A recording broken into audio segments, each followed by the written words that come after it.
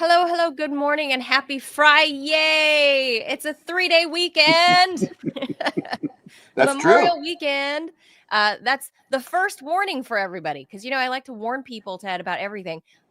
Today's warning, no show on Monday, because it is Memorial Day weekend, the unofficial kickoff into summer. Although I think, Ted, we got the little tail end down here of DC. We got the tail end of that nor'easter that's blowing north now to you. So I think you guys might be having a wet 3-day weekend. I don't think so. Actually, it looks like we're missing it. I don't know who's getting it. We were supposed to get hit hard, but it turns out, nothing's happening. It's gonna be, on the cool side. It's gonna be a pleasant weekend, like 68, 70 degrees, sunny. Wow, that's nice. Yeah, very, very cool for this time of the year. So I'm Manila Jan. That over there is Ted Rall. You're tuned into the Ted Manila Information Show, TMI Show for short, because we bring you way too much information, including weather, of which neither of us are qualified to talk about. Certainly not. not that that'll stop us. No, of course not. And Ted, having worked in local news, there are weather people, and then there are meteorologists. Right. You know the difference? I do. Yeah, a meteorologist goes to college. It's a profession. It's like they're a pro. Degree. Yeah. That's what I mean. They actually have a degree in, like, I don't know, whatever. Maybe it's just meteorology. Yeah, it's meteorology. It's a science degree. It's the study of weather, yeah. Yeah. Which is a super important science. Very important. Yeah, too bad NOAA and all that stuff is getting cut under the Trump administration. But yeah, that's for a different conversation another day. But as you can see, we talk about everything here on this show. So if you're looking for something straight-laced with no F-bombs, this is not it, not the place. And we do this Monday through Friday, 10 a.m. Eastern, unless it's a holiday weekend like Memorial weekend. Make sure you guys hit the like and the follow button. And if you're watching on Rumble, hit that Rumble Premium button if you are in the financial position to join the Rumble Premium family, so you can watch all your content commercial free. I think it's like $100 a year. I think if you pay up front, or like $10 a month, something like that. But then you get to watch everything commercial free, and you get a lot of goodies that regular free streaming, I guess we can call that, free streaming viewers do not see, like special interviews. We're going to air a tiny portion of one of our upcoming Rumble Premium interviews a little bit later today, is maybe some incentive to join us on Rumble Premium. So yeah, hit that like button and we'll hop to it. You'll help us grow this channel. All right. Again, no show on Monday. It is Memorial Day. Ted and I. Will we have a rerun maybe for people who? I think so. Yeah. Producer Robbie thumbs up, said yes. So okay, he'll put together something. Oh, and producer Robbie says use code STUDIO to get $10 off the yearly Rumble subscription.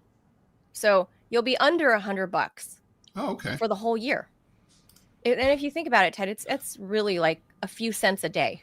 You know, I was thinking about this topic. I was talking to this, I think I've talked to a friend of the show, my friend Scott Stantis, about this, and about just like what an incredible amount of money like Gen X was used to spending on pop culture and news and media as recently as like the 1990s. I mean, it was like, I mean, I think about like 2000 so music, nobody's paying anything for anymore, $5 a month for a streaming service, right? But I used to go to a record store every week at least once, and it was rare to come out of there with under $80 worth of records. So that's like hundreds of dollars a month. And and maybe I spent a little more than most, but everybody was paying for records. Everybody was paying for newspapers, magazines. I mean, it was unusual for someone who was fairly well educated not to have, say, 4 magazine subscriptions. You know, and so, you know, that's hundreds of dollars a month. Newspapers were hundreds. Part of why I was so broke in my early 20s, Ted, because it was the early 2000s. Well, you're spending your money on other things now. You know, if every time you get a new phone, it's $1,000, right? No, I don't do that. But that was always important to me, was to be connected, right? To read, to be able to read. And I used to spend hundreds of dollars a year at least that I probably shouldn't have. Probably thousands, right? Probably. And it's like the thing is, it's like, so people spent a lot of that money, and so that money sort of vanished from people's budgets. So now, if you know, it's kind of like, it sounds weird to do everything's a la carte, right? Like the cable streaming services, like, oh, I've got to get Max, I've got to get Hulu, I've got to do all that stuff, and it's like, also I've got to get TMI Show, I've got, you know, DMZ, I've got to do all that stuff. So all the alt media. I think all the alt media is really coming over now to Rumble because of the censorship on the YouTube platform. There are just taboo topics, and well, it's also like, it's a little bit hard to navigate. You know, I'm good at following rules. If they say, oh, you know, like, don't talk about, you know, I don't know, don't talk about white elephants.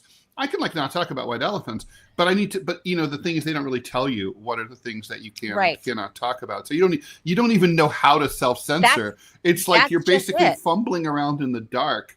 And they don't tell you the rules on YouTube. They decide them as they go. I still don't know why my personal YouTube channel was obliterated, just wiped away from the annals of YouTube. I still don't know. They won't tell me. No, they'll never tell me. They just told me I violated terms of service. Right. Yeah, exactly. It's sort of like, said, you know, it's like, because these are tech people who do that, right? That's why, you know, it's the same thing that gives you like, you know, an error has occurred. Gee, that's helpful. As a former computer programmer, I miss the days when I was programming, when we would be like, such and such file is missing, you know. Oh, well, okay, so that explains it. I can just go and put in that file, you know. But yeah, I think that's the real importance of Rumble, because no topic is taboo, and the founders of Rumble have made it really clear that that's their position. I mean, you can have the worst. Well, I hope so. You can have the worst and wrongest and ugliest opinions on earth, and they will allow you to say it on Rumble, whereas you can't do that on YouTube, and you never know what you can or cannot say. So I think that's, you know, on those grounds, on those principles alone, you know, I'm willing to shell out $100 a year to Rumble. No, I mean, even though Rumble, you know, kind of skews right, I don't care. I agree with the free speech aspect. Yeah, but it's changing. A lot of other content creators are seeing that the people that would ordinarily be only on YouTube are starting to come over on Rumble. They're starting to get like fitness influencers on Rumble. People are starting to come over. Like myself. Fitness influencers like Ted. Mm-hmm. You know, lifting books, doing this. You know, not everyone has this second chin. You know, that's hard work. Hours at the gym. That's right. Hours of effort at the gym. All right. With that, so if you're in the position, please join us on Rumble Premium. I think you'll enjoy the content. We're new to the program, so we're trying to flesh out what our Rumble Premium content is going to look like. But I think it's apropos of our show, Ted, since we talk about everything, that I think the Rumble Premium should be about everything, and you know, maybe even spicier. So we're not going to say it's only politics. It's only whatever. Yeah. No, I mean, no, we were just talking about some fun topics to do. So yeah. Yeah. Dating. Yeah. Dating's fun. Dating. I've never aired too much about my personal dating life in the past, Ted. So on Rumble Premium, that will be there. It'll be there. I wanted to. I've been dying all my life. Seriously, I would give up everything. This podcast, my cartooning, everything, just to do sex and relationships advice column. I would love to. I want to be Dan Savage. I love to answer people's questions about should I break up with her because of this or that? You want to do that? Oh yeah. No, it's that, or I want to be like a crusading left-wing lawyer who like basically gets like people, freed from El Salvador or whatever. One of those two, low brow or high brow. And that's how I roll. No medium brow for me. No Botox brow. It doesn't move. No unibrow. That's very strange. Yeah, I don't. No, really. I mean, you don't think that would be like? I would love to talk about stuff like that. You know, because it's fascinating. No. Oh, every day. Every day. And I'm also, and I think I'm pretty wise. I think I'm not for myself. My own personal life is very difficult to manage, but I'm really, really good at like telling other people what to do. And if they follow my advice, they will be happier. Maybe. We should do it. Let's try an advice show, like where we have people. We've tried this before. It didn't really work. But we should. People are very shy if they have to send video or audio. I think that's don't be gay. Send in your pictures. Send in your stupid questions, assholes. Jesus.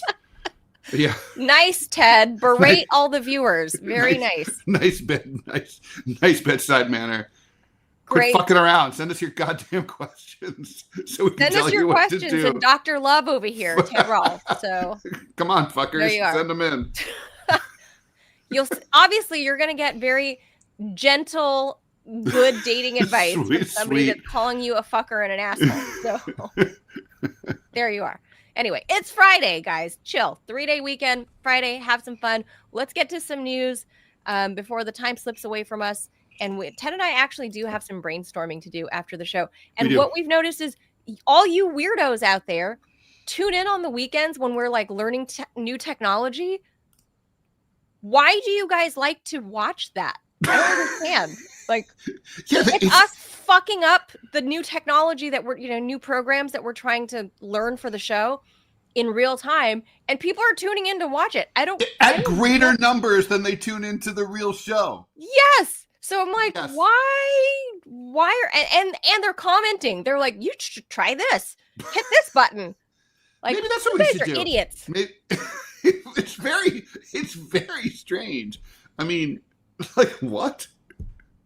I guess it's like people are like, I don't want to watch the Rolling Stones concert. I want to see them hanging out in like the backstage drinking and smoking weed. It's like, Actually, that might be true. I might prefer to see that, actually. Maybe, yeah. I don't think they do that stuff anymore. They're very staid now because they're 150 years old. Yeah, they're like Biden old. Yeah. Yeah, the Rolling Stones, we are not. So I don't know why we do get more viewers when we're fumbling around learning new technology. But that's, c'est la vie. That's how people do. So maybe we should just do a show constantly, Ted, of us just learning, like, what is this, the Facebook? Yeah, totally. What does this do? Like, two Gen Xers just fucking around online going, how do you do this disappearing message on chat snap? And it's sort of like, let me try this. Oh, and did that work for you? No, it didn't work for you. Oh, okay. Wait. How about Thrillsville, USA? That's your guys' fault. The viewers out there, you guys like consuming weird content that has like no value, and you guys are tuning in, watching me and Ted and Robbie screw up. Honestly, new technology. It's true though. I mean, psychologically, and we do have a show to do. But I mean, I think about, like, seriously, like reality shows like the Kardashians, and it's like, okay, so I love me some lowbrow entertainment. I loved Ricky Lake. I loved Montel Williams. I love 90 Day Fiance. I like Naked and Afraid. I like that shit. So I'm not like, Mr. Snotty all the time. But that said, like, there's no entertainment value whatsoever to people sitting around being like, I saw what you wrote about me on Insta. Oh my God, I didn't think you'd see that. Yeah, I did see it because it was 3 a.m. and that's when I get up to pee. Bitch. I'm not a bitch. You're a bitch. Yo, bro, who's the bigger bitch? You're the bitch. And it's like, people watch that. It's boring. People watch it to the tunes of tens of millions of people. I know. And they have nothing to say, these people. I mean, it's not even, I don't know. It's a mystery to me. I'm like, there's forms of entertainment that I'm not into. Like, I don't watch hockey, but I know why people watch hockey. But I don't know why people watch these shows. You brought up the Kardashians, and I wasn't going to bring that up, but one thing I did find interesting, remarkably, about the Kardashians thing, well, two things, actually. The Kim Kardashian robbery trial in Paris is underway, and these people, and she testified last week, right? Right. It was, I mean, and these were like old dudes. Sounds pretty harrowing. Yeah. It was harrowing. Like, this poor woman was held at gunpoint, and they robbed her of all her jewelry. Sure, you're gonna think poor rich girl. They're out. No, I'm sorry. I think that's outrageous. Of course. That's an awful experience for any human to have to live through. But then this week, Kim Kardashian finished law school. Well, isn't her father a famous lawyer? Her late father was Robert Kardashian on the OJ team. A very famous lawyer. Yeah, the late Robert Kardashian. So he was the best lawyer on the team, if memory serves. Yeah, she's my age, so she's mid-40s.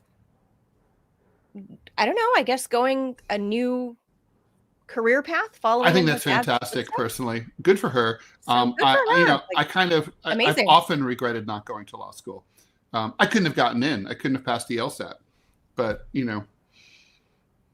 maybe Kim Kardashian's smarter than you, Ted. They say that most of your brains are inside your breasts, it says. Well, in her case, it would be her booty. Oh, okay. Well, that's right. She may be smarter than me. I mean, she's a lot richer than me. That's for sure. Well, she's figured some stuff out about the human condition that clearly I have not. Yeah, sex tape, Ted. Sex tape. Well, no one wants to see my sex tape. All right. We have bullshat enough. We have. All right. Off to the races. Jaws. Off to the races. On to the news, everybody. Here we go. Revolutionary Guards in Iran have issued a sharp warning. They're vowing a devastating and decisive response if Israel launches any military strikes against nuclear facilities there. The statement, delivered through Iranian state media, followed reports that U.S. intelligence agencies think that Israel might be preparing to bomb Iranian nuclear sites. The escalating rhetoric coincides with a renewed diplomatic push. Tehran and Washington are preparing for a fifth round of negotiations over the nuclear program in Iran that's taking place today in Rome, even as we speak. At the center of the impasse is the fact that Iran wants to continue to enrich uranium in Iran, not somewhere else. The U.S. and its allies say that's a non-starter because they think that's a pathway to nuclear weapons, something that the Iranian government says that they don't want. Direct military confrontation between Iran and Israel has become a growing threat as Israel has become more aggressive throughout the Middle East and as diplomacy seems to have stalled. A failed deal could lead to preemptive strikes that could lead to another bigger, broader Middle East regional conflict. The nuclear negotiations are now at a critical diplomatic flashpoint, while the Iranians say that their program is strictly for civilian power. Its refusal to curb uranium enrichment is raising alarms in Israel and in the U.S. The Iranians say they don't want to build a bomb at all, but they are expanding their nuclear infrastructure as the talks go on. These talks come ahead of a June meeting next month of the IAEA, the International Atomic Energy Agency, and the October deadline tied to the 2015 nuclear deal. The JCPOA, the Joint Comprehensive Plan of Action, was scrapped by Donald Trump back in 2018. So frankly, I don't really think the Iranians are doing anything illegal or wrong. I mean, they were adhering to the deal, and then there was no deal, and they can do whatever the hell they want now. Iran has expanded its nuclear program. Now, uranium has been enriched allegedly to 60%, according to the Iranians. You only need there's a 3.67% limit under the old arrangement, but that arrangement is no more. Having as a former nuclear engineering major at Columbia University School of Engineering and Applied Science, let me just say it's not really hard to develop a nuclear weapon. Not in this day and age. What you really need is the fissile material, and you need the detonators. That's the hard part. But basically, it's not a technological issue; it's a supply issue. When it comes to getting the uranium and so on. One of the reasons that the U.S. is such a big nuclear power is that we have our own uranium mines. So the Israelis can get that stuff from South Africa. Maybe not so much anymore, but they used to be able to. So it's it'll be interesting to see what happens. I think the Iranians are free to do what they want. I mean, this is sort of like when I couldn't get a job on staff at a newspaper, and I was like, well, I'm going to be syndicated only, but I can be a wild man in cartooning and do and say anything I want because I'm not going to be a caged bird. The Iranians are not a caged bird, and if you want to cage them, there's a price to pay. But I think the Israelis are seriously thinking of bombing Iran, and I don't know. Yeah, I gotta say, up until now, the Iranians have been full of bluster. They always threaten a lot, but they don't really do anything, right? I mean, they launch these sort of pro forma drone swarms, but then they let you know in advance when it's coming. Like, don't. It will not be Tuesday at 4:15 p.m. at all. So then they can. We're not going to do this on such and such day. I promise. Yeah. So, I mean, I think the Iranians know they can't really directly confront. But, I mean, they could bomb Israel, but it would just be like World War III at that point. So I don't know how Trump is processing any of this, given that, I mean him personally. I don't know about his administration. I don't know if this new gaggle that he's surrounded by is going to lead him in a way that's any different than the different group of the gaggle that was around him the first term. Certainly, I think we're better off without John Bolton there. But I don't know how far away from John Bolton we actually are, right? Because John Bolton, he lived and breathed wanting to bomb Iran. He was right up there with Lindsey Graham, who's obviously a senator and not in the administration, but nonetheless, he's still there. Lindsey Graham loves the idea of bombing Iran. Bomb Iran. That was John McCain. It's true. It's John. Well, they're soulmates. So, he's. Well, you can't have a mate over nothing. So, I don't know what Trump is thinking that in the first go round that you can unilaterally withdraw the U.S. from the JCPOA, the very thing that brought the Iranians to the table and said, okay, we will work with the West if you guys feel better, we'll help you feel better. Right? That was the whole point of the JCPOA, was like all these Western countries, the UK, France, the US, and then there's China as well, and Russia. Everyone, Iran was like, let me allay your concerns. Fine. We'll do the JCPOA. We'll agree to it so you guys can feel better and we can try to have détente. And then Trump comes in, is like, we're withdrawing this. We're tearing this thing up. That's effectively what happened. And that left everybody else, including the UK, including France, and all the remaining signers to the deal. They were like, okay, I guess we'll just keep doing it without the US. And at some point, Iran was like, no, this is like, these guys keep imposing new sanctions on us for nothing. We stayed in the deal and we're being punished for staying in the deal. That was the thing. That's what drives me crazy, is they didn't break the deal. The US did. So why do we keep imposing sanctions and then allowing Israel to continually threaten their sovereign space? How is that? How does any of that make any sense when they were the ones that stayed at the negotiating table at the JCPOA, stayed true to what the paperwork all, that they all signed up for, when it was the US that pulled out? And now Bibi Netanyahu is like, oh, good, they're not a part of the deal either. So now we can just go bomb them. And Trump isn't reining this dude in? Like, in what world does that make any sense? None. And every word you just said is 100% accurate. It makes no sense at all, but it's just Western propaganda that's fueled in large part by Israel, which is, the U.S. and to a greater extent Israel have constantly been trying to portray Iran as like this wild card in the Middle East, and they're wild and crazy, can't be trusted, even though they've never violated any agreements whatsoever. Yeah, I mean, like, look, it's analogous to what's going on in Gaza right now, where if you read, American corporate media outlets, they'll say, well, the ceasefire ended, or the ceasefire was ended. No, Israel broke the ceasefire. They said, fuck you, we're not keeping the terms of the ceasefire. And they could just say, is after Israel broke the ceasefire. But which is a statement of fact, but journalists won't quote it that way. So it's propaganda. It's gross. I mean, yeah. I don't know where these talks are going to go today.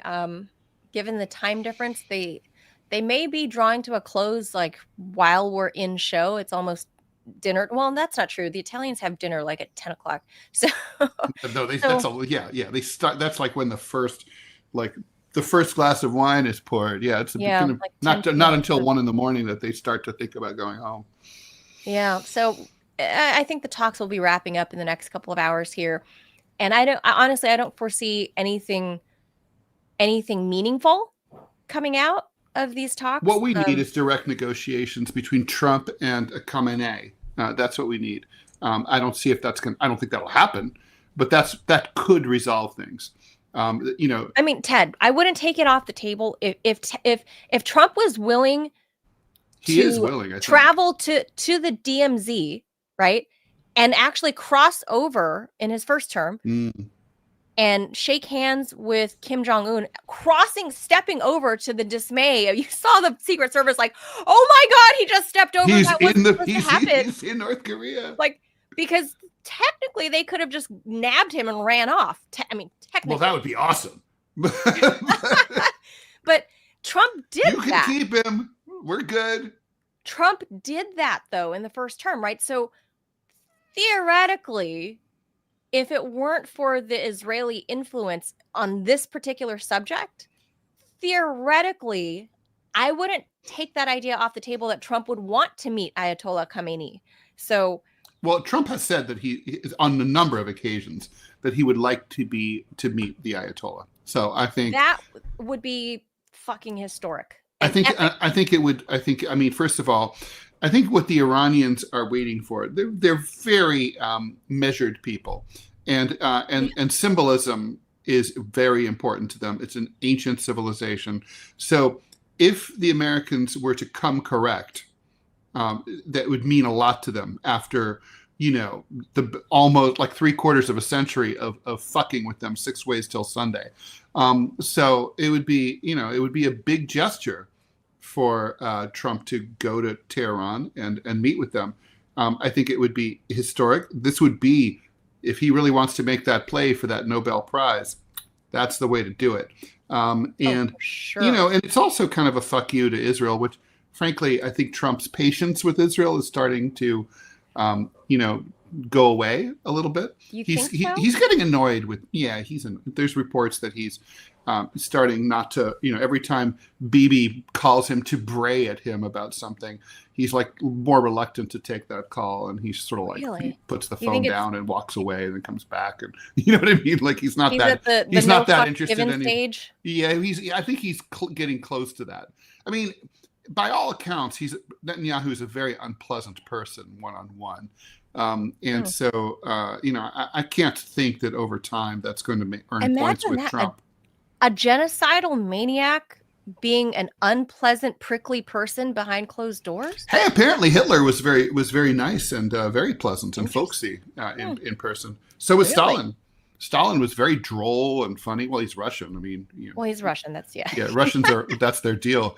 But Mao Zedong, very kind of like a horn dog and gross, like getting, he was kind of Cuomoing all the young ladies. Ew, no. Well, that's not cute and charming and folksy. No, but the point is I can imagine most old men. But being kind of a cock is like Netanyahu's thing, Well, he does come off as like a cocky prick. Yeah. He walks in with a lot of bravado. Mm-hmm. Yeah, so it's worked for him until now. He's not in prison where he belongs. Yeah. Well, I mean, that's why he needs to stay in power as the prime minister, because that's the only way he's staving off prison time, he and his wife, for corruption. So, he's got to stay in power. And the only way you stay in power, take a page out of Zelensky's playbook. Just stay in constant war. Yeah. You will be fine. Just stay in constant war, kill thousands and thousands of other people, but you will be fine, my friend. Indeed. That's good advice. True. All right. Let's keep going here. In a letter to Harvard University, Homeland Security Secretary and professional dog murderer Kristi Noem said the revocation of Harvard's Student and Exchange Visitor Program certification means it can no longer enroll any foreign students in the coming year. It also means that people who are currently foreign students at Harvard have to immediately transfer to another university or go back home. The Trump administration's decision to revoke Harvard's ability to enroll international students raises big questions about the impact on the school community and its academic research. The decision drastically escalates the university's dispute with the White House over federal funding. The Trump administration already froze $2.2 billion in research funds when Harvard said that it would not give in to White House demands, including reforming its international student program.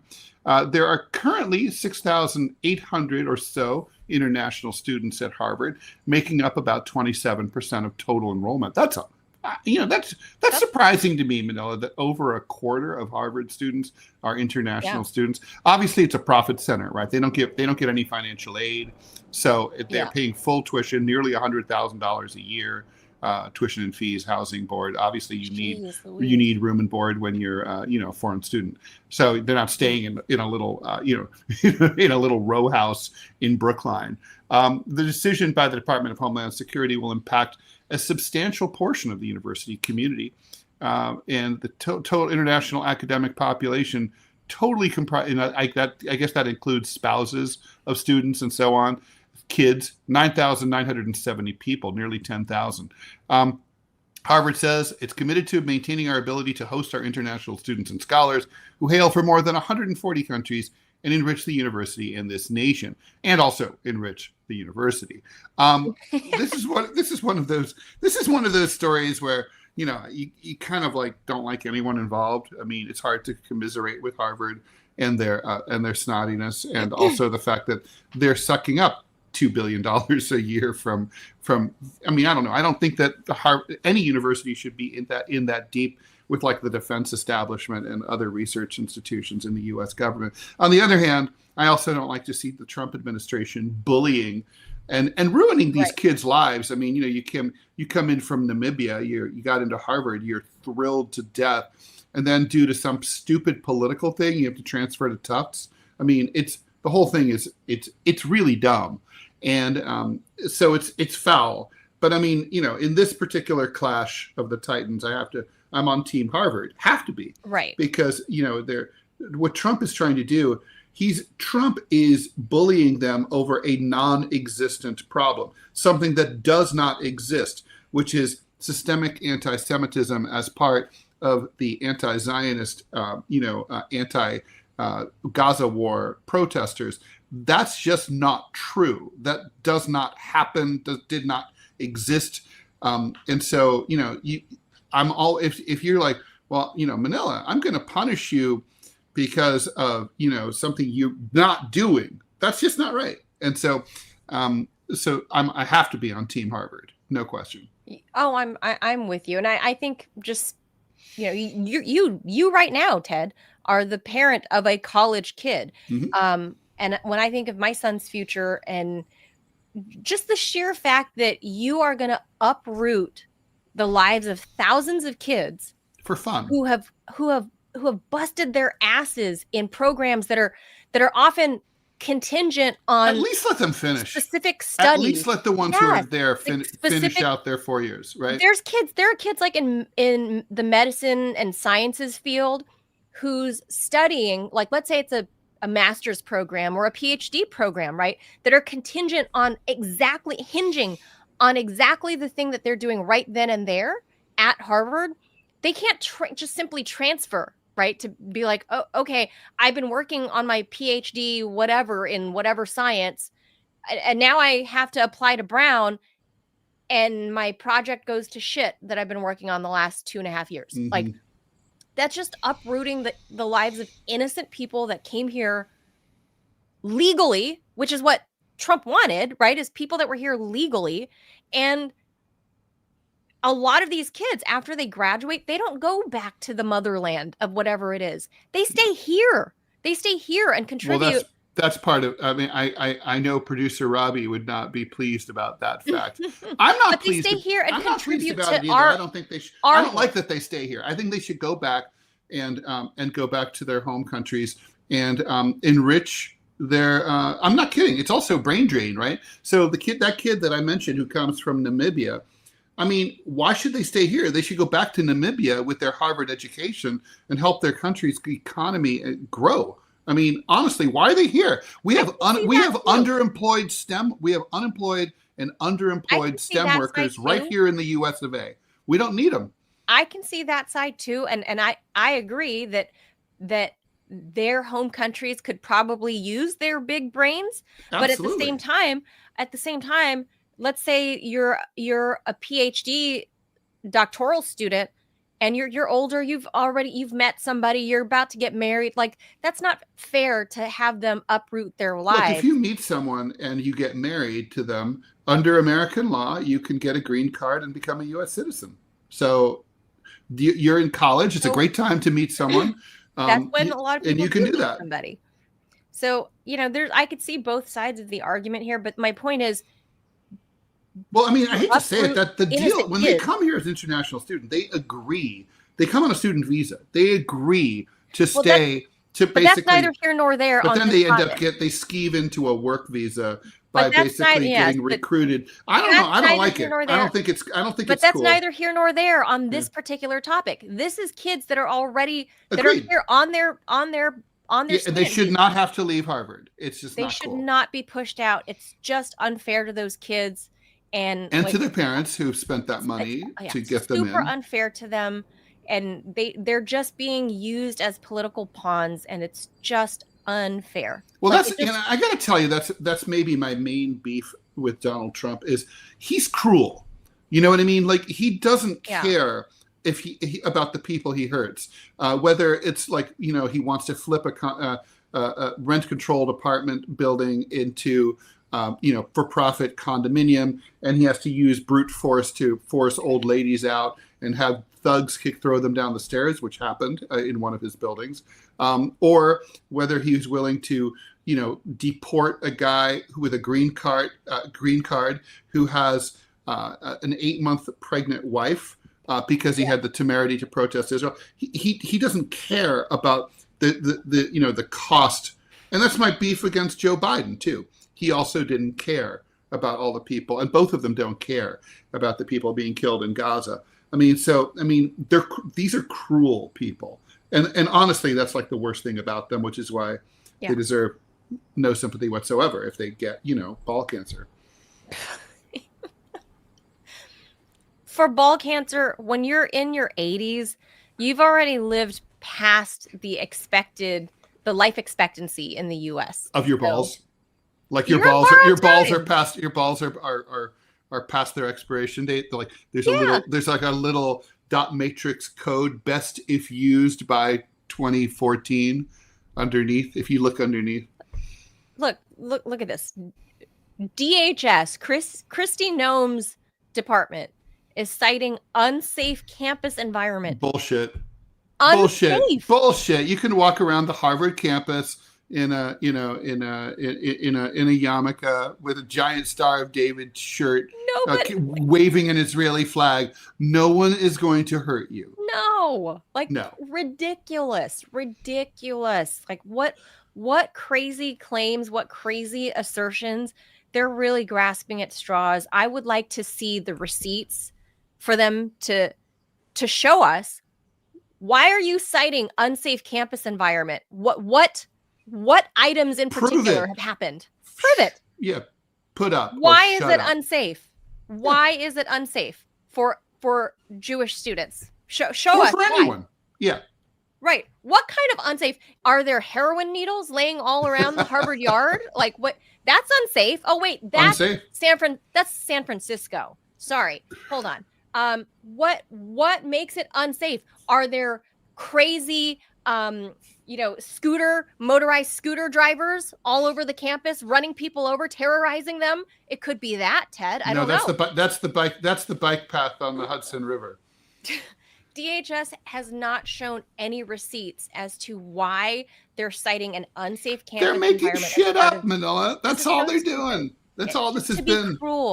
To be cruel to innocent college kids. They think it's going to play well with MAGA because they figure MAGA people are resentful of Harvard. They couldn't get into Harvard. None of that's true. It's not like Republicans aren't smart enough to go to Ivy League schools. Trust me, I went to an Ivy League school and I knew plenty of Republicans.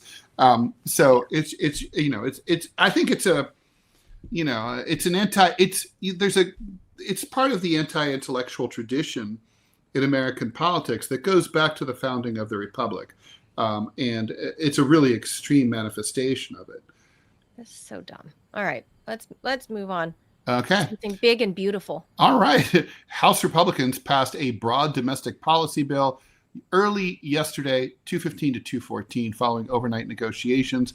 The so-called it's not even so-called. It is officially the Big Beautiful Bill Act of 2025, sorry. Now heads off to the Senate. Is that the actual name? Yeah. It's the actual name. Official name. One Big Beautiful. No, I don't think it's one. I think it's just called the Big Beautiful Bill Act.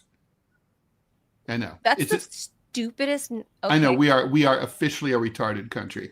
It now goes to the Senate, where expected tweaks may result in a back and forth between the two chambers.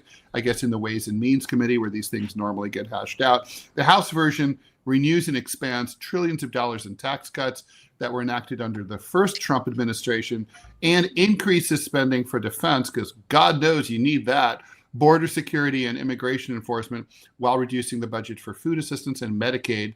Medicaid recipients would have to work 80 hours a month for able-bodied adults. Of course, if you're able-bodied, maybe you don't really need Medicaid. 92% of recipients are currently considered able-bodied. I don't know where they're finding them in the United States. I've seen Americans. They're 92% are not able-bodied. Anyway, the bill would also create a $1,000 child savings account, $1,000, and increase the debt limit by $4 trillion ahead of the July deadline. Passage relied on a few 11th hour changes, including the work requirements 3 years earlier than before.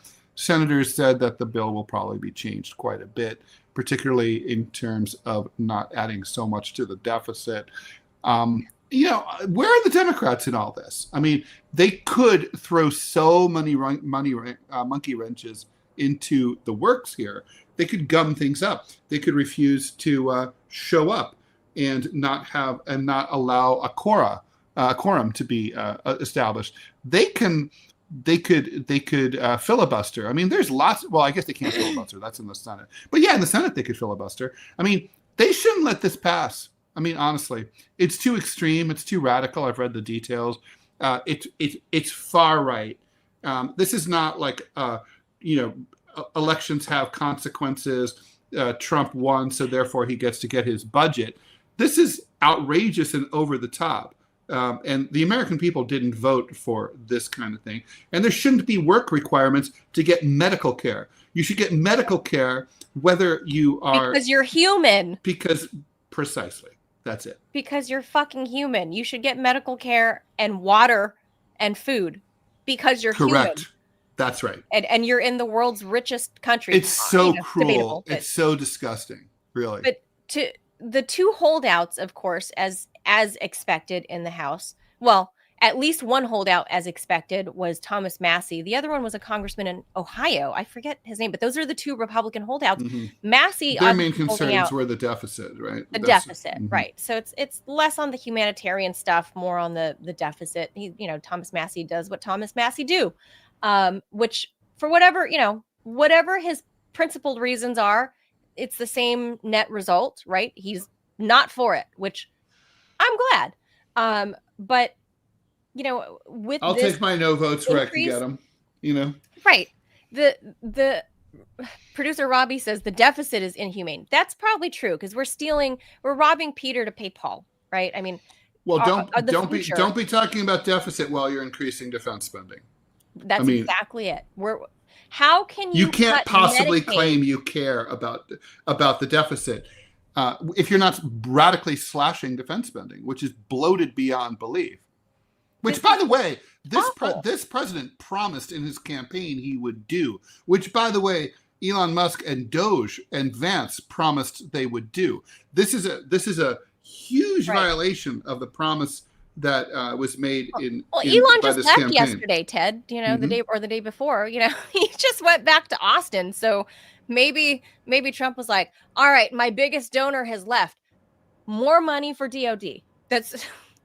Maybe that's what happened. He's like, Elon's on a flight right now. Yeah, the Pentagon lobbyists are throwing money around Washington like crazy as usual, as they always do. So bullshit. And producer Robbie, I think, has some thoughts on this. I think he wants to weigh in because he says it destroys the working class.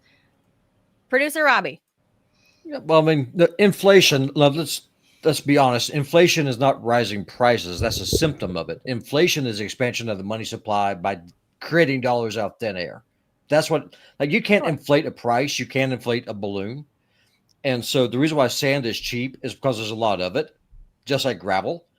And so the more dollars that you create, you are reducing the purchasing power of every single dollar in circulation. Right. That does not hurt the rich. That does not hurt Trump, does not hurt his donors. What it does, it completely and totally and utterly fucks every single person that's trying to pay their bills. That's what it is. Robbie, the current economic system, which, as you know, I would like to violently overthrow, it relies on consumer spending constantly increasing, right? Sure. And so if you don't have inflation, you won't get like a nice brisk clip of consumer spending. Inflation basically motivates people to spend subconsciously because they're like, oh, if I buy now, I buy it now before it gets more expensive later. It's the opposite of deflation, which happened in the 1930s, where people are like, oh, I should not buy anything now because it will be cheaper later. and then people didn't buy anything. If you have a consumerism-based economy, which we ought not to have, I would rather have an economy like I'm not interested in selling lots of cars to the American public. I'm interested in every American having a car in their driveway, which is not the same thing.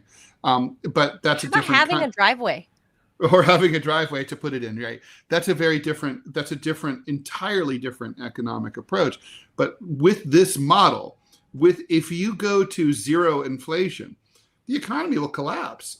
So it'll collapse anyway, Ted. I mean, earlier this year, I can pull the tape. I'm actually going to be making a Memorial Day special that will be airing on Rumble. We were talking about the price of a dozen eggs being north of $5, which is insane. Who does that hurt?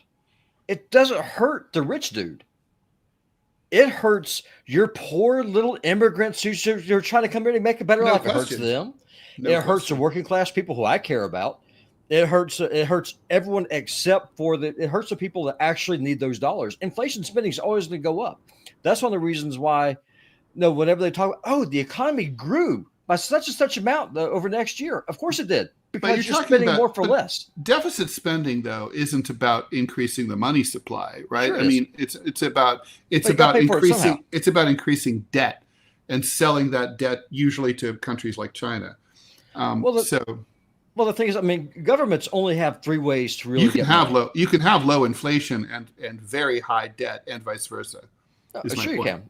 Oh, I completely agree. But I mean, here's the thing about governments: they only have three ways that they can raise money. One, and the way that people hate, but the most honest way, is taxation. Second is that they sell bonds. So that way you sell your debt and you have to pay those people back with interest. The third way is that you just print more money. Oh, that's what we're doing now. You forgot tariffs. Don't forget tariffs. Well, tariffs fall under tax. Okay. Yeah, that's true. They are tax. So, I mean, if I had it my way, we would get rid of the income tax and go straight tariffs and just have a domestic-based economy where we make our own stuff and we reduce the size of the military down to 100,000 people and cut all this stuff out. If the government can't afford it, they do like you do, or me, or I do, or Manila does. If you can't afford it, you don't pay for it. I mean, that's not really life. True, though. I mean, if people only bought what they could afford and they didn't have to borrow money, we wouldn't have a housing market because everybody gets a mortgage. B, no, we wouldn't have auto sales because everybody gets an auto loan. And C, we wouldn't have trillions of dollars in credit card debt from people using credit cards to buy shit that they can't afford.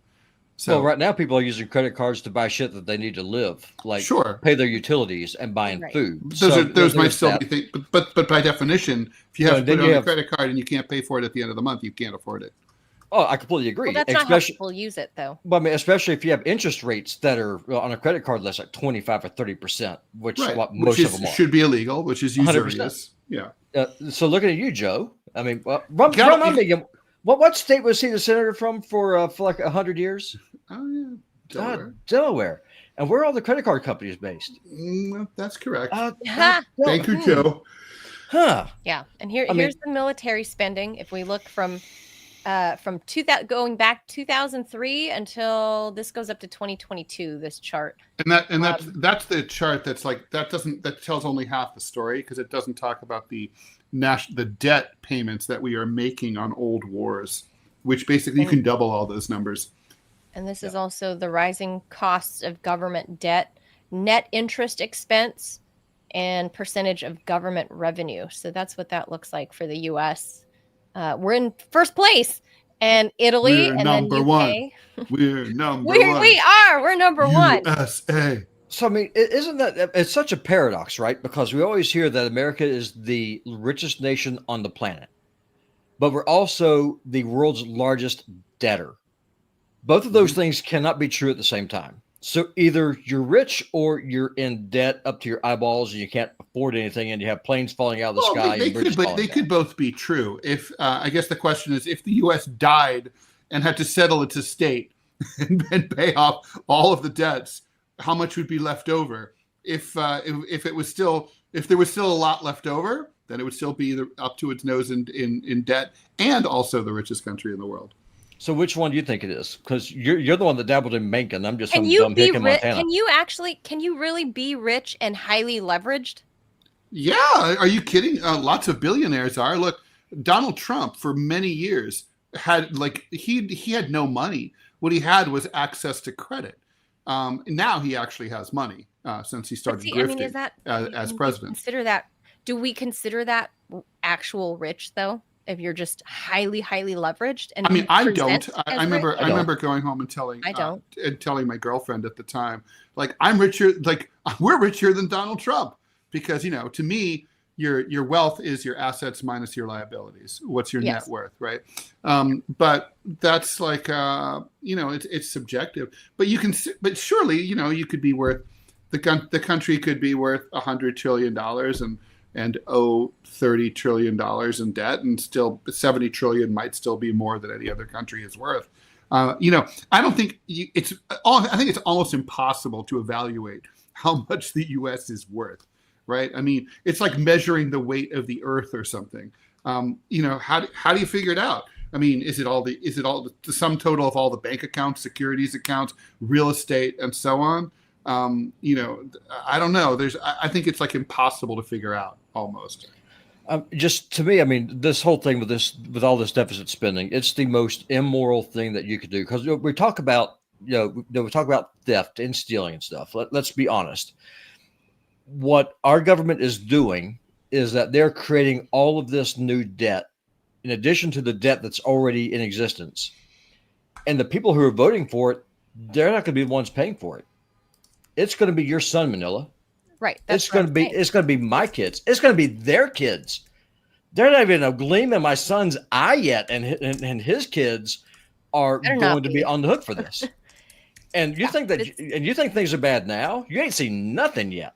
That's what I was saying. Robbing Peter to pay Paul, or in this case, robbing Peter's grandchildren to pay Paul now. So this is where we're at, and well, I mean, I don't know what to do about it. Well, this is how countries die. Ted knows this. He's read Gibbons. But the last 100 years or so of the Roman Empire, the Roman Empire, they would not accept their own currency to pay taxes. You had to pay using old coins, because they had debased the denarii so much that they would no longer take it. And then people weren't signing up to be soldiers anymore because, well, they want to be paid, right? So then what do? You open up the borders, you import the third world. Hello, America. And then you set the federati. And then you make these big old mercenary armies that you then don't pay because you can't. And then you just watch everything fall apart. That is where we are headed. And if anyone could just crack open a book, could see it, they could see the train wreck, we probably still have time to fix it. The problem is that does the American people, do we have the wit and the will to do it? Or are we where the Romans were and just say to hell with it and just let it all burn down? Speaking of money, we'll make that, Robbie, the last comment on that subject. Thank you, my friend. By the way, according to Grok, for whatever it's worth, the U.S. is worth somewhere between 170 and $200 trillion. If you want to sell it at auction. Assets minus liabilities? It's yeah. Mm-hmm. Well, speaking of money, I'm glad Robbie brought up money, because this next story it's a fun and I think kind of sad. I think I'm sad as a former coin collector. The U.S. Treasury announced yesterday that it will no longer issue pennies. That's the end of over 200 years of production for the 1-cent coin. The mint has already placed its final order for penny blanks, which are just the discs before they stamp the images on the obverse and the reverse, and will continue to minting those until the supply runs out.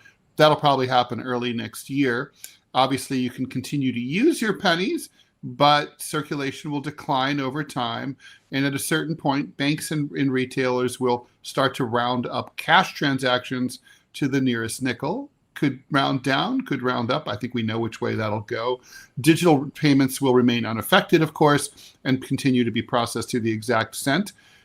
Each penny costs about 3.7 cents to produce, resulting in an $85 million loss in 2024.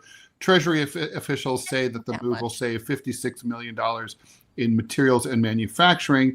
The nickel might see increased demand that costs 13.8 cents to produce, which now I want to say this is kind of a fallacy, Manila.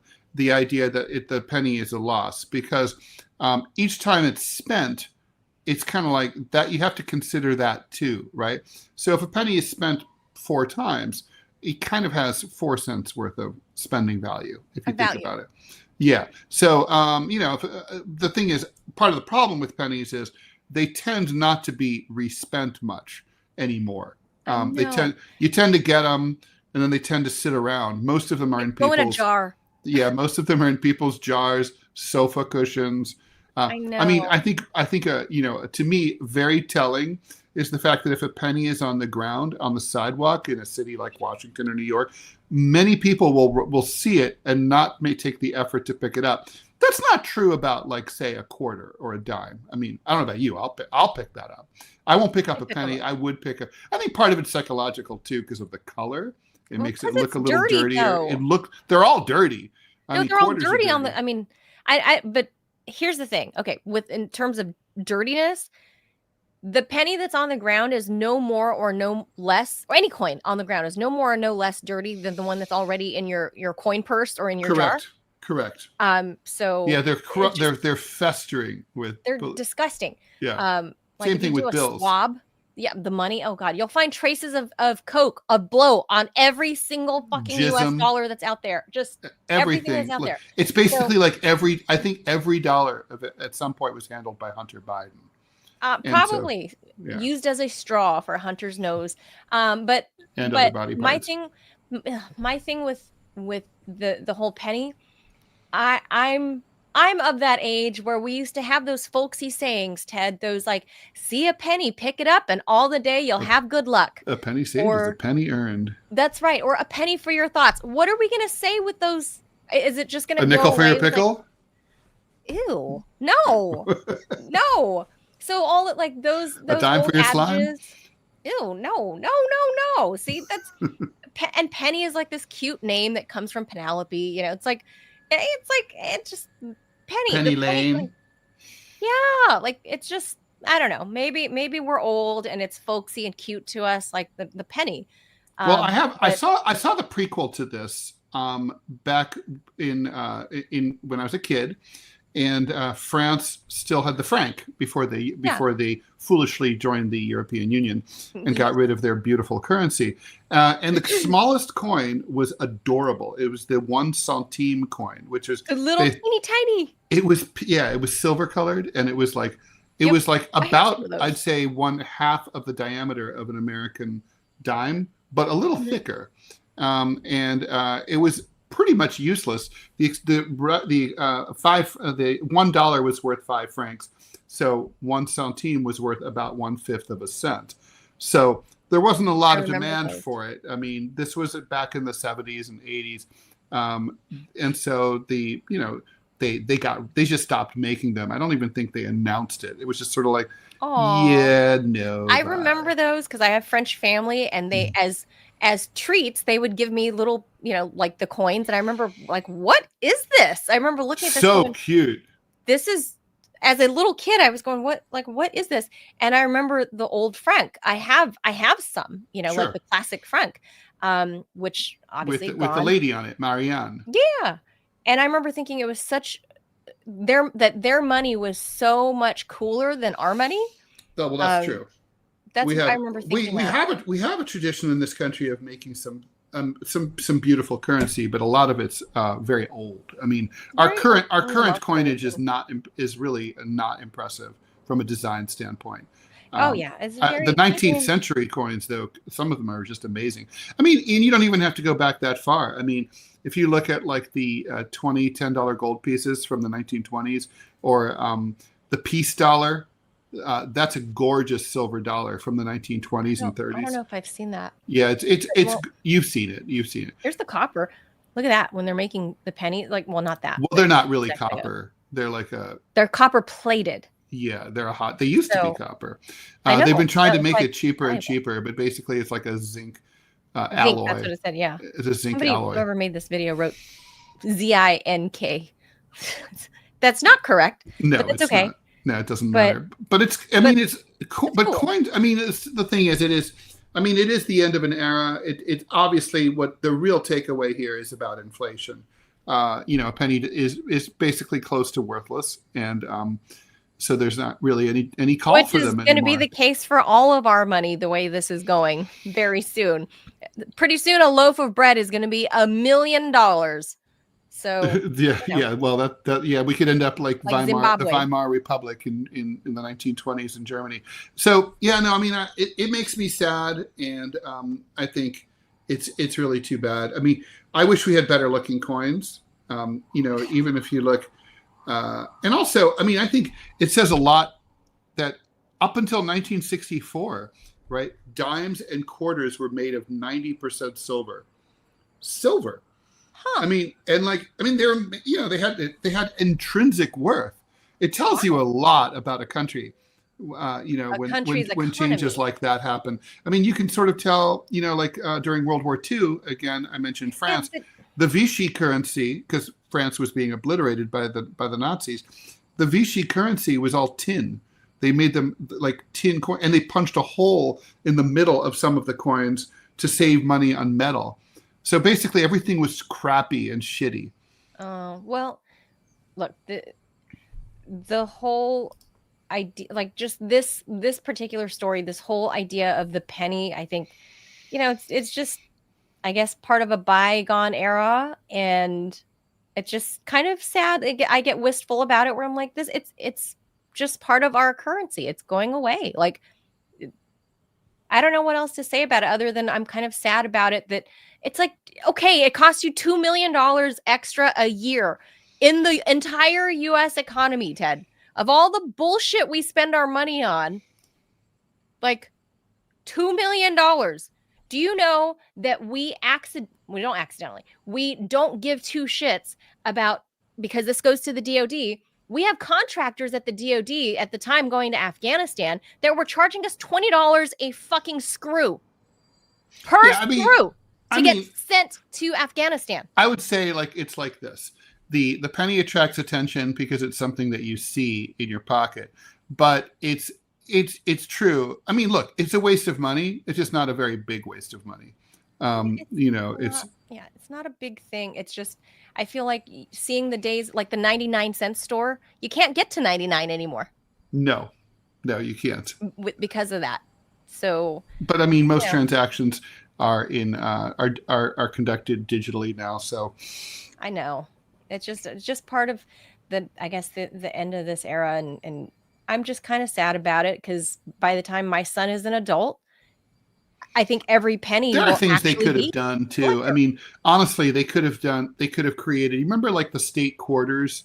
They could have gone the collector's route and issued like runs of pennies with certain, with different designs, like honoring different presidents, honoring different cities. Could they have made like the Rosa Parks penny for limited edition for this last year that they're doing it? They could have done something like that. Do something cool. Honestly, Rosa Parks thing. Okay, so seriously, well, honestly, I don't understand. Next year is the last year of production of the Lincoln penny.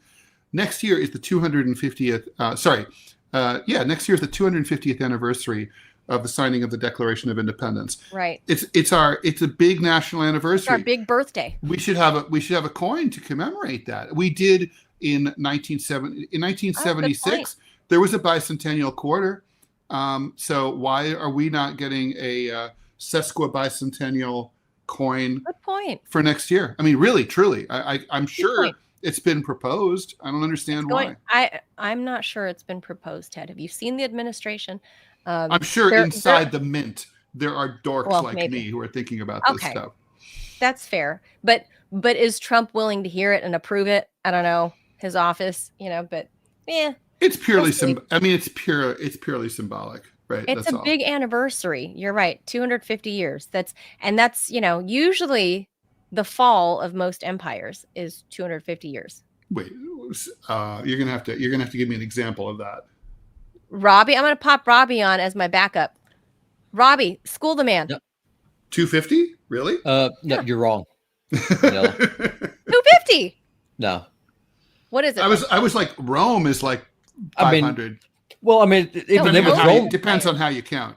I mean, yeah, I mean, I was about to say, I mean, the Eastern Roman Empire lasted over 1,000 years before the Catholics and the Turks decided just to team up and destroy them. So there's that. And if you go by the Western Roman Empire, it's either 1,000 if you go to the founding of Rome as a village, or it's 500 if you go to the empire.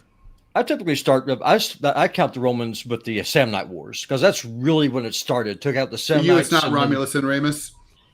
Well, no, because they start off as a republic. Some of it was small, it was localized. They didn't really start their whole policy of aggressive defense till they started fighting the Samnites and the Etruscans, because they kept teaming up with the Gauls. Because what was it, Zemus who sacked Rome? And so that's really when they started getting into that. So I'm trying to think. Parthian Empire, also not 250. And I Googled it. So the decline says the 250-year claim may be based on the observation that most empires experience a period of decline at the 250 mark before they ultimately fall. So this is the decline, and then everything after 250 is kind of shit. Is basically America's summary. Well, I mean, where we are, if you're looking for a historical parallel, in my opinion, we're kind of like in the period of the triumvirate, in the late Republic to the beginning of the Empire. I think that's where we are. The civil institutions are breaking down. When that happens, we're going to elect a brand new president who's going to be a strong man who's going to fix everything. I framed it wrong. Or it could be the actual fall. It starts falling apart at 250. Right. So that would be that Roman analogy. That Roman analogy is pre Hadrian, right? Yeah. Sort of like right before maybe a reformer comes in or doesn't. Well, Sulla, Spanish Empire, 1500 to 1750. Sulla was pretty neat. I mean, he was a reformer. I mean, he used civil war, overthrew the government, and actually saved the republic, because after he became emperor. Yeah. And he retired after strengthening the Senate. Then he went and retired. He rolled Cincinnatus style. Yeah, 100%. That's what we like. But I think the 250 claim is not about collapse. It's more not about the actual collapse.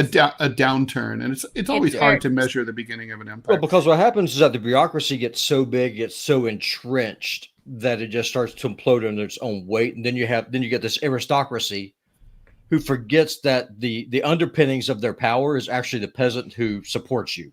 Yeah, I mean, like a really good. I mean, I saw it in Chinese history, for example. I had a professor who basically she specialized in tax collections in the Chinese Empire, and it's kind of a fascinating cycle. So basically, a dynasty will fall apart, and a new one emerges. Like it's strong from the very beginning, and it usually comes out of a popular rebellion. Everything's burned to the ground. All the old nobles have been killed. So now a new order is established, and things go well for a while. And most of the taxes are getting collected from the wealthy. But over time, the rich insinuate themselves into the court. They hang out with the emperor. They're like, dude, do me a favor, cut my taxes. I love you, man. And then so they hang together, and then the emperor does that. But he has to get money, so he raises taxes on the poor and the peasants, and that goes on, and that's the cycle. That causes political instability, ultimately leading to the collapse of the dynasty and ruin and civil war, and then that's the cycle over and over and over again. Our economic instability really began when Nixon withdrew us from the gold standard, and everything became fiat and meaningless after that. So some people say that. Yeah. Well, he just ripped off the Band-Aid. I mean, he revealed the lie for what it was. Really, the beginning of the end, in my opinion, was the Bretton Woods Agreement. I mean, that's really when things started to kind of fall apart, because either you have money or you don't. Then all of a sudden you realize, we don't have money. That what we're going to do is start making funny money. Like the Mongols tried this. They're the first empire that came out with paper money. Right. It worked for a while until the peasants, to Ted's point, all of a sudden couldn't buy things that they needed, like food. And then you had the Red Shirt Rebellion, which makes the whole thing just fall apart. And I mean, but that's the problem. To your point, Manila, like, for example, Nicephorus Phocas was one of the greatest Roman emperors of all time. And he was a populist emperor. He was called the Pale Death of the Saracens. He was a great military commander. And the way that he didn't have any civil wars is because the common man loved him. because he lowered their taxes. He mandated that if they couldn't pay their taxes, then the noble had to pay the taxes on their behalf. And so if these people are fighting in the army, then they obviously can't pay taxes. They're not working their farms. So that means the nobles have to do it. So the nobles then conspired with his wife to have him murdered. And then she married his nephew, if memory serves. So that's what happens. So pick your wives well, and that's some free dating advice. And second, realize that if you are a populist, the establishment will try to take you out. So you got to take them out first. You can't. That's Trump's mistake. So there you go. He's trying to have it both ways, and they always do that. They always do that. Yeah, we got to wrap things up and start our weekend. Yeah, we got to play a teaser. Thank you, Robbie. For we got to play a little bit of a teaser. Do you have an ad to do or not? Oh, do we have to do that? No. Okay. I'm gonna put this up. I said your name and I said your job. So Ted and I did a pre-tape interview yesterday with Dr. Stephanie Seneff. You will be able to see her full interview. We're posting it up later today.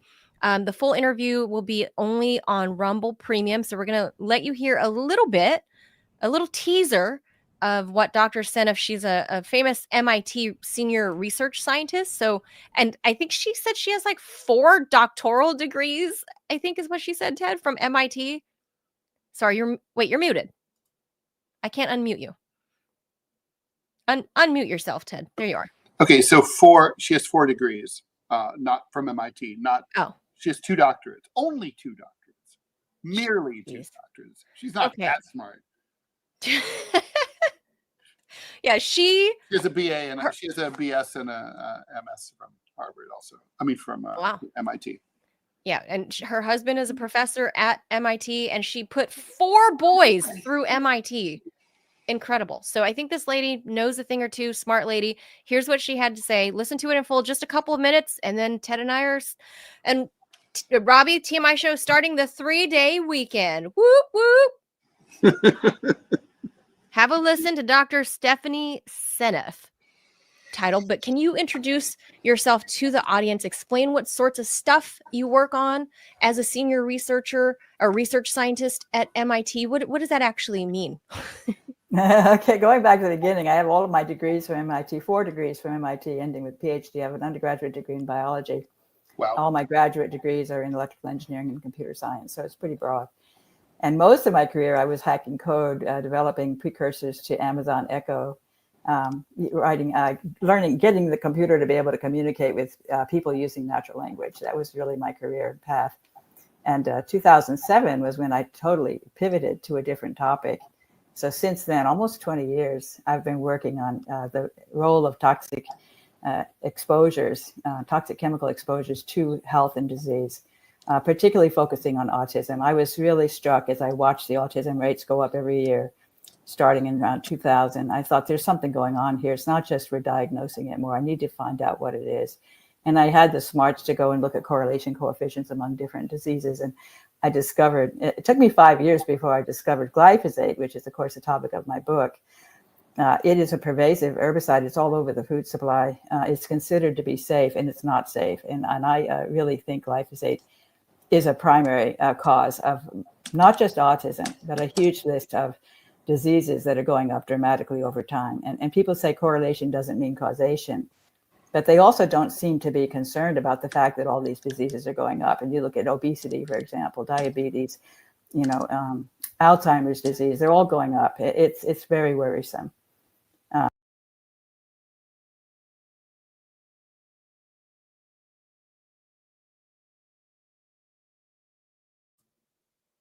All right, so that was Dr. Stephanie Seneff. That is who our Rumble Premium interview was with. It'll be up later today in a couple of hours here. It should be available to you. We'll be posting that. If you want to see the full interview with Dr. Stephanie Seneff, we talk everything from RFK Jr., the politics of that, the politics of MAHA, childhood diseases, vaccines. And of course, that's not something that we can say on YouTube, because on YouTube, the COVID vaccine is safe and effective for YouTube out there right now. In all ways. And like we said, you should have it as soup. It's so good. So good. Give it to your cat. Give it to your dog. So good. So good. If you don't have a cat, get a cat just to give that. Everyone should have the COVID vaccine. Okay, YouTube? That's right. Okay, so that's going to do it for us. Make sure you tune in a couple hours. It should be up after lunchtime Eastern time. So I don't know, wherever you are. So more or less after 12 o'clock, it should be up on Rumble Premium. It's Rumble exclusive only. So with that, we wish you a happy Friday. Happy 3-day weekend to all of our fellow Americans. I know nobody else out there is having a 3-day weekend, but we are. So we will be back on Tuesday and cranking out some new Rumble Premium content is the plan. That's the plan. So make sure you guys hit that like button. That is really going to help the show if you're not in the financial position to do otherwise. It's free. Hit the like button. And that's it. We'll be back on Tuesday. Adios, amigos. Have a wonderful weekend. Bye.